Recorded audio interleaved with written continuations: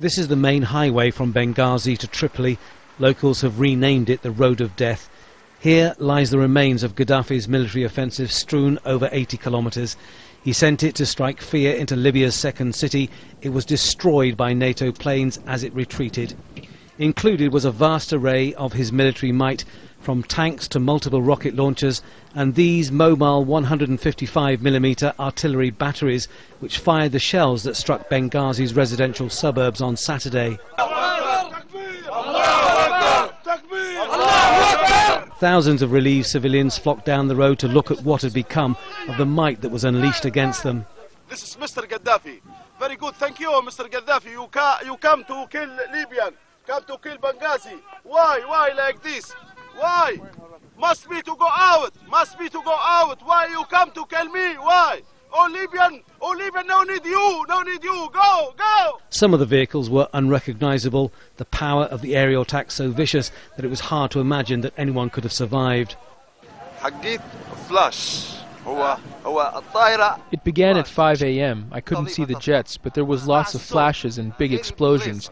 It was like a laser, and when we went up to the tanks, it was like they were cut in half. Those that live retreated back to their lines over 100 kilometres away.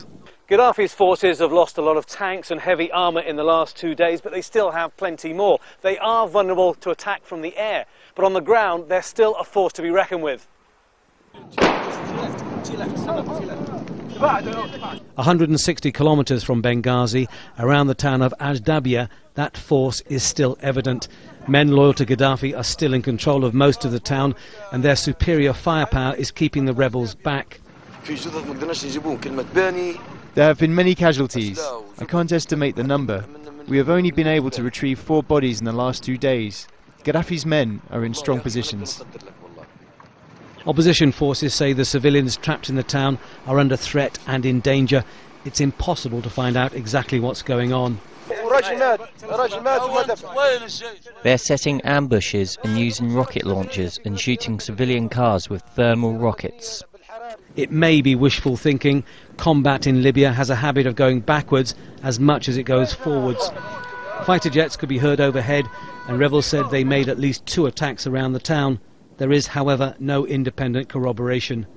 Nothing is certain in the unforgiving desert of eastern Libya.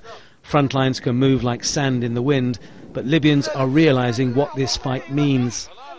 All the guys is coming here is Libyan. As cousins, we brothers, man. We east and west and south of Libya. It's freedom. Just we fighting for freedom, people, for Libyans. All this, my brothers here. The battle for Libya seems to be heading for the long haul, and even if the international community is not prepared to stay for the duration, the rebels are. They have no choice. Tony Bertley, Al Jazeera, near Ajdabia, eastern Libya.